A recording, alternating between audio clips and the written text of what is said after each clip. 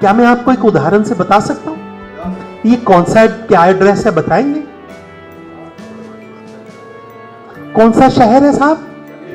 अब मैं आप सब भाई बहनों से गुजारिश करता हूं कि हम सबको चंडीगढ़ में सेक्टर 21 में 21 नंबर घर में मिलना है। ओके, अब मैं उसकी मदद के लिए, आपकी मदद के लिए आपको एक नक्शा भी देता हूं कि ये नक्शा लीजिए, इसकी मदद से आप चंडीगढ़ में 21 सेक्टर में पहुंच जाएं। तो क्या आप सब लोग चंडीगढ़ पहुंच जाएंगे? हैं जी? नहीं पहुंच पाएंगे? क्यों नहीं पहुंच पाएंगे? क्योंकि नक्शा कहां का है? क्या इससे कोई फर्क पड़ता है? तो नक्शा कौन सा होना चाहिए? एक बार अपने लिए ताली बजा। आपको मेरा पॉइंट समझ में आ गया कि भाई अगर चंडीगढ़ पहुंचना है तो दिल्ली का नक्शा आपको चंडीगढ़ नहीं पहुंचा सकता, आपके पास नक्शा भी चंडीगढ़ का ही होना चाहिए। तो साहब यही तो हम आपसे गुजारिश कर रहे हैं साहब कि अगर आप डीटीएम में 6वां लेवल करना चाहते हैं तो 6वां लेवल करने के लिए जो सोच चाहिए वो सोच ही तो हमारा नक्शा है। अगर आप मान लीजिए 8वां 10वां 16वां लेवल करना चाहते हैं तो साहब वो 8वां 10वां 16वां लेवल करने के लिए जो सोच चाहिए वो सोच ही तो हमारा नक्शा है। वो सोच ही डेवलप करनी है, उसी सोच का विकास करना है, एक सफल व्यक्ति की सोच का विकास करना है। तो क्या आप अपनी सोच बदलने को तैयार हैं? यह सबसे मुश्किल काम है, सोच बदलना सबसे मुश्किल काम है। आम आदमी अपनी सोच नहीं बदल सकता, लेकिन जो व्यक्ति अपने जीवन में सफलता पाना चाहता है वही अपनी सोच बदल सकता है, और कोई सोच नहीं बदल सकता। तो अगर आप अपनी सोच बदलने को तैयार हैं तो आपको सफलता जरूर मिलेगी। इसके साथ मैं एक और संदेश आपको देना चाहता हूं। दोस्तों क्या लिखा है? एक्सन मोबिल, ये एक्सन मोबिल 1885 की मैं आपको उदाहरण दे रहा हूं। अमेरिका में रॉकफेलर साहब की ये कंपनी थी। ये रॉकफेलर साहब अमेरिका के पहले करोड़पति थे। काम क्या करते थे? जमीन में से जमीन खोद के तेल के कुएं बनाना, तेल निकालना। समझ आ गया? तेल खोदने की कंपनी थी। अब रॉकफेलर साहब बहुत कामयाब थे, बहुत कामयाब थे, तभी तो पहले करोड़पति बने थे अमेरिका में। 1885 की बात कर रहे हैं साहब। अब रॉकफेलर साहब का एक बहुत प्यारा दोस्त था, नजदीकी दोस्त था, वो भी यही कारोबार करता था, लेकिन वो रॉकफेलर साहब की तरह कामयाब नहीं था।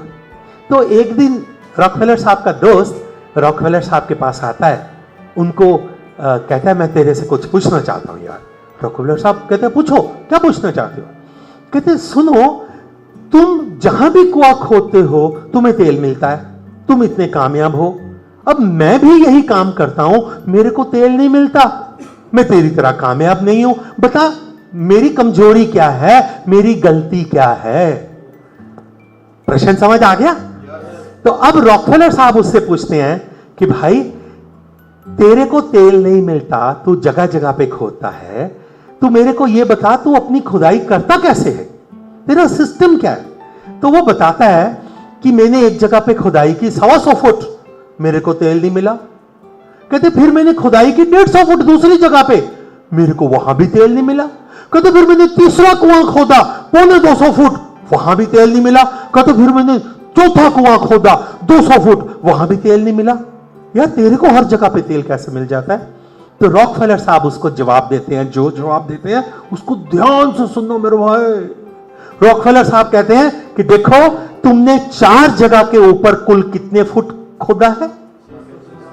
650 फुट। तूने 4 अलग अलग जगह पे कुआं खोदा, तेरे को कोई तेल नहीं मिला।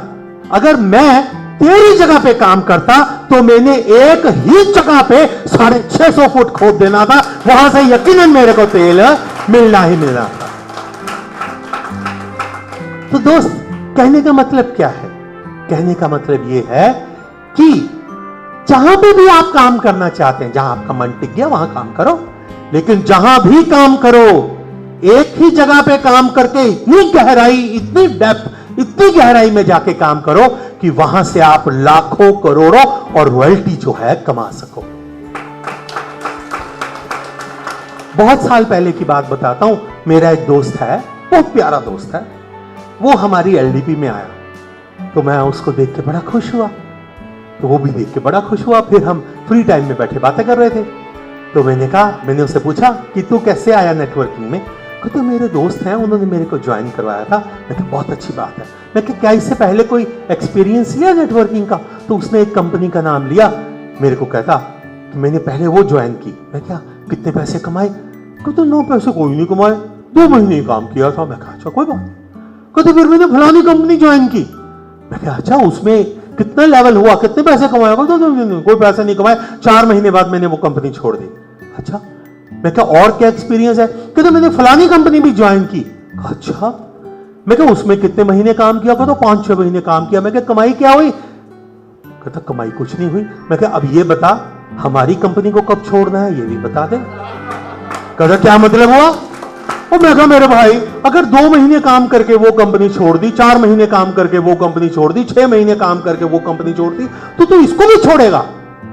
और इसका कोई फायदा नहीं होगा मेरे भाई, क्योंकि ऊपर ऊपर ऊपर ऊपर से जो है, जो बंदे ऊपर ऊपर तैरते हैं वो नीचे गहराई के हीरे मोती निकाल नहीं सकते। अगर हीरे मोती निकालने हैं तो आपको गहराई में जाके गोता लगाना पड़ेगा। यही बात दोस्तों मैं आपको भी बताता हूं, सभी भाई बहनों को बताता हूं। डीटीएम में इतना पैसा है कि आप कल्पना नहीं कर सकते। यकीन मानिए, डीटीएम बिजनेस में इतना पैसा है कि आप कल्पना नहीं कर सकते। लेकिन मिलेगा किसको? जो टिक जाएगा, जो टिक के काम करेगा, सब्र के साथ काम करेगा। आपको नेटवर्किंग की इनकम तो आएगी आएगी, अब आपको रीपरचेज की इनकम भी आएगी। रीपरचेज की इनकम का क्या मतलब है कि आपने टीम बनाई, आपकी टीम हमारा जो है राशन इस्तेमाल करे तो उसका भी आपको पैसा आएगा। मान लीजिए मलिक साहब ने मेरे को स्पॉन्सर किया, मैं सुबह उठ के डीटीएम कंपनी का ब्रश करता हूं, तो वो जो डीटीएम कंपनी का ब्रश में, डीटीएम कंपनी का जो टूथपेस्ट मैं इस्तेमाल करता हूं, उसमें से भी चाहे 1 पैसा आए मलिक साहब को मिलेगा।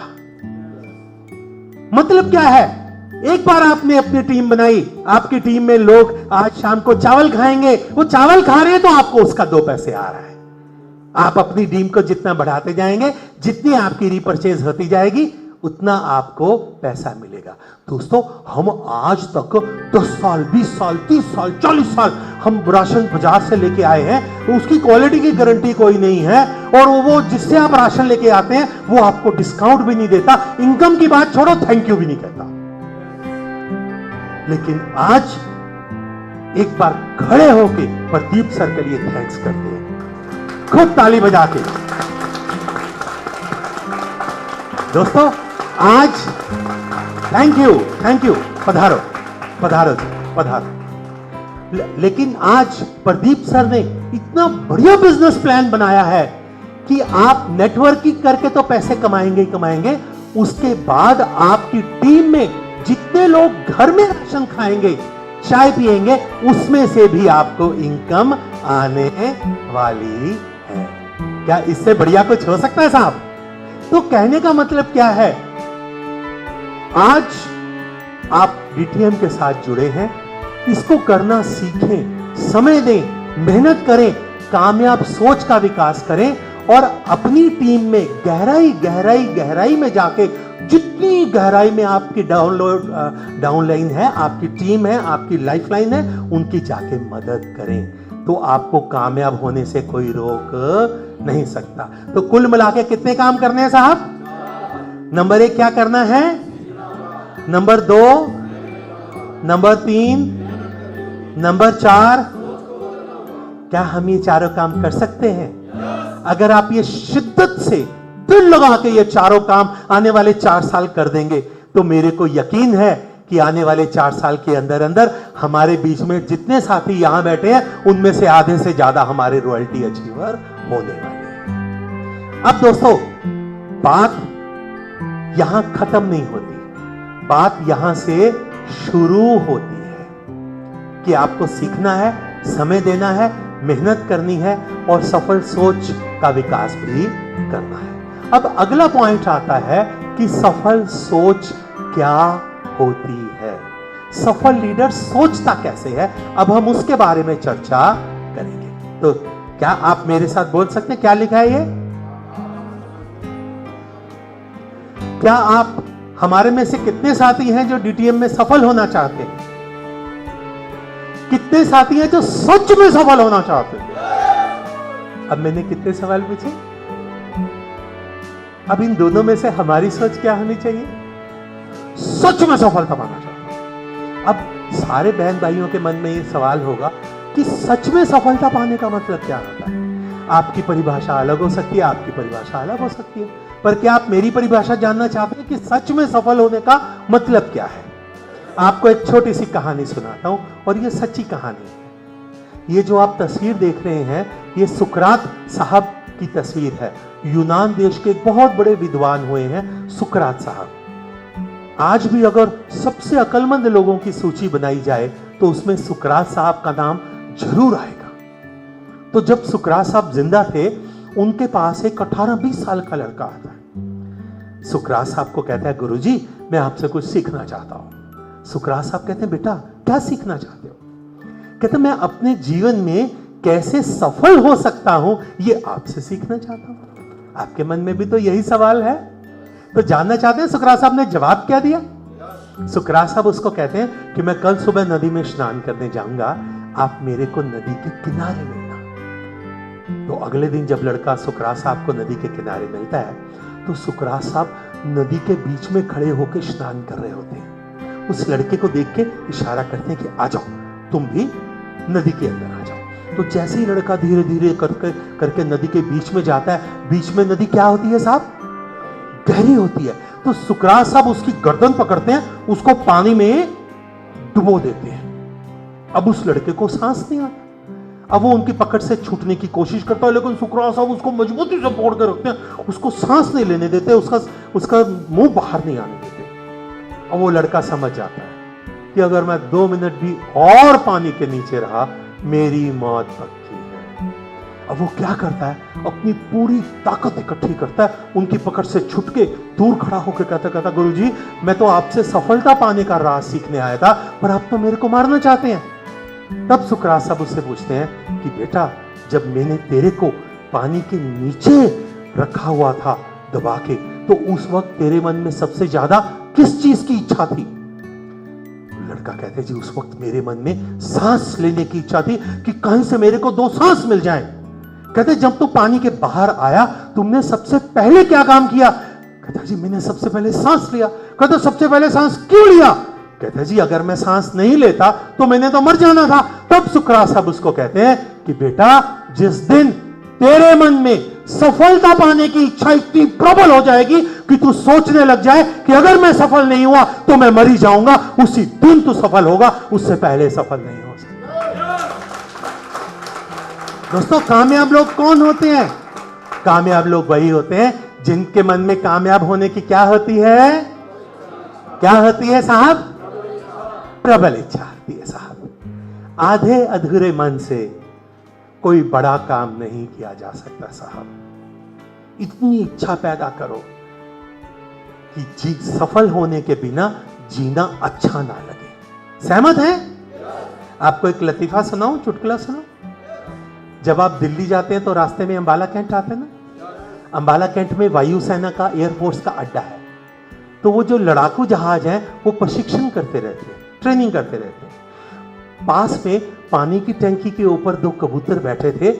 उनमें से एक लड़ाकू जहाज को देख के दूसरे कबूतर से कहता यार ये अजीब पक्षी है, इतना बड़ा आकार है, लेकिन इतने बड़े आकार के बावजूद ये शू करके आसमान में चला जाता है और शू करके नीचे उतर आता है। मैंने आज तक इतना बड़ा पक्षी इतनी तेज उड़ता हुआ नहीं देखा।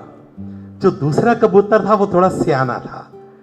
वो उस पहले वाले को कहता बेटा, कोई तेरी पूंछ को आग लगा देना, तू भी शू करके ही आसमान में जाएगा और शू करके ही नीचे उतर के आएगा। ये चुटकुला है, लतीफा है, लेकिन थोड़ा सा सबक तो भाई इसमें भी है। जो कामयाब लोग होते हैं उनकी पूंछ को क्या लगी होती है? उनके काम में क्या आती है? स्पीड होती है। आप देखेंगे आपकी अपलाइन जब खड़े होके बोलती है, हमारे रॉयल्टी अचीवर्स जब खड़े होके बोलेंगे, आपको उनका चेहरा देख के करेंगे आपके इतनी खुशी, इतनी खुशी, इतना जज्बा, इतना पैशन। ये सब तभी होता है अगर आपके मन में कामयाब होने की प्रबल इच्छा है। स्पीड से काम करना पड़ेगा, तेजी से काम करना पड़ेगा। तो पहला पॉइंट समझ में आ गया? अगले पॉइंट पे चल सकते हैं? तो मेहरबानी से इसको पढ़ दीजिए, क्या लिखा है।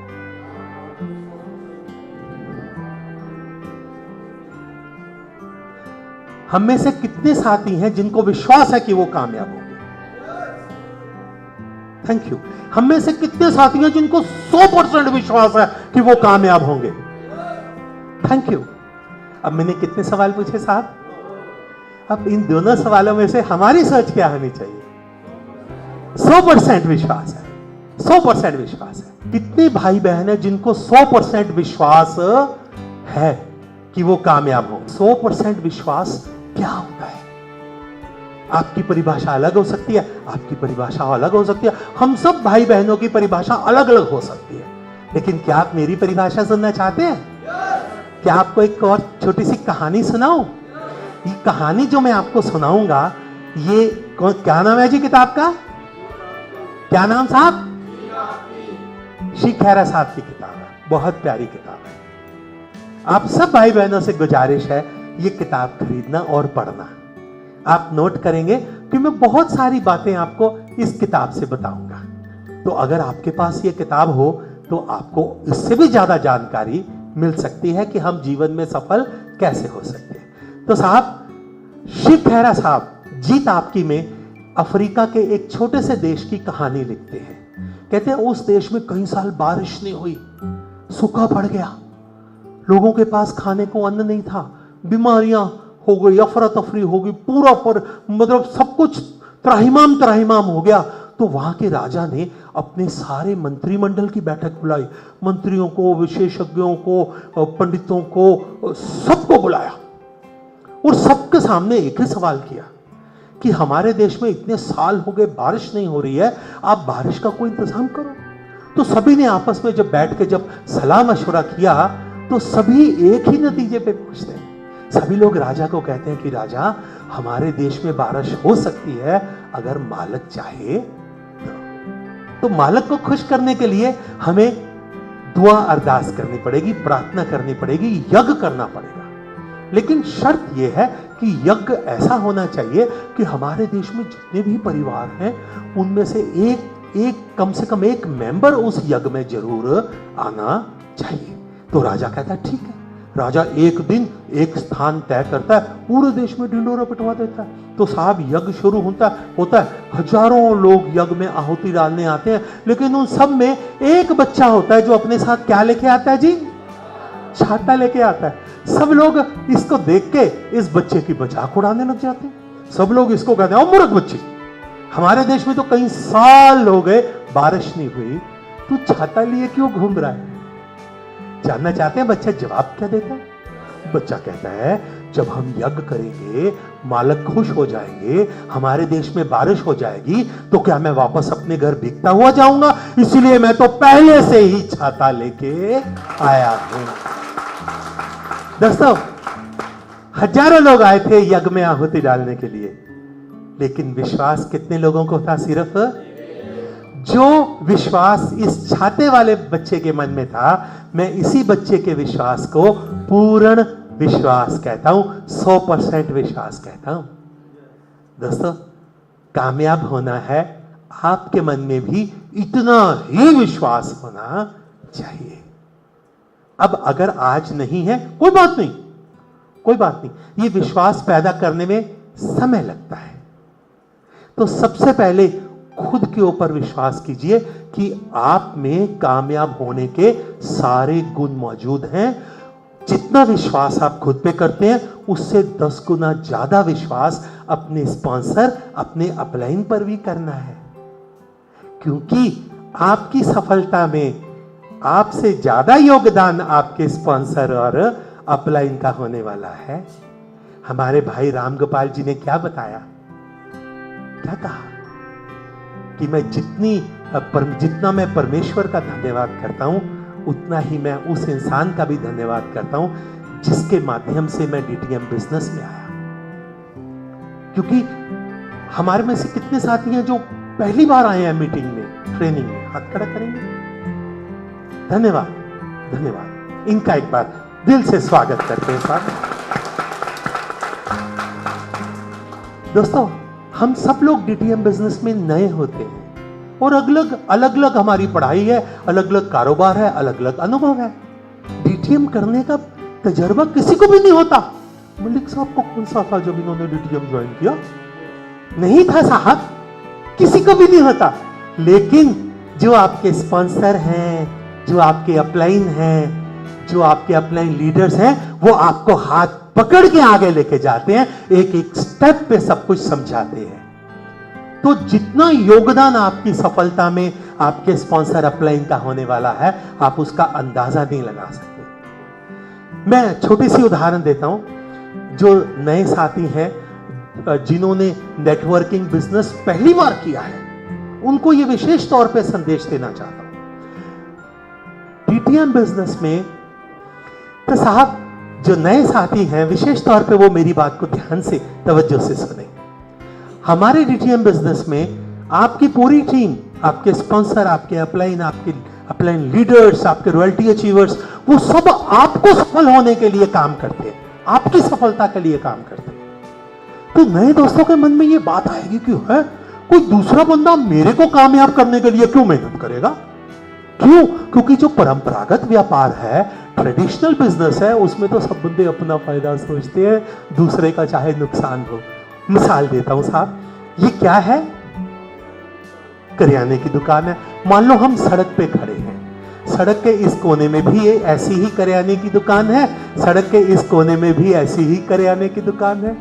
अब मेरी बात का जवाब दें, ये दोनों करियाने वाले आपस में सहयोग करेंगे या कंपटीशन करेंगे? क्या करेंगे साहब?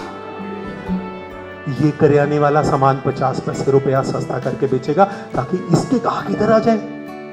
ये भी तो यही करेगा। ये स्कीम बनाएगा कि 4 साबुन की टिक्की के साथ 5वीं टिक्की फ्री है। हाँ, ऐसे ही तो चलता है। मतलब ये दुकानदार चाहता है कि उसके ग्राहक इधर आ जाए, ये दुकानदार चाहता है कि इसके ग्राहक इधर चले जाए। हर बंदा अपना फायदा सोचता है, चाहे इसमें दूसरे का नुकसान हो।